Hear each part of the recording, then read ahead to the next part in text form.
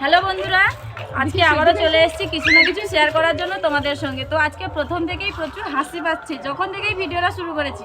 তার একটা কারণ আছে যে আজকে কীটা শেয়ার করব। আমরা এই যে টিম রয়েছে, আমরা যেখানেই যাই প্রচুর পরিমাণে হাসি, মানে কথা আমি বলতেই পারছি না, এতটাই হাসি পাচ্ছি। তো শুরু হয়ে গেছে। কে কিরকম হাসে, কতটা হাসতে পারে, সেটাই আপনাদের সঙ্গে শেয়ার করব। তো প্রত্যেকে হাসলে আপনারা দেখে বলুন কার হাসি কিরকম হচ্ছে।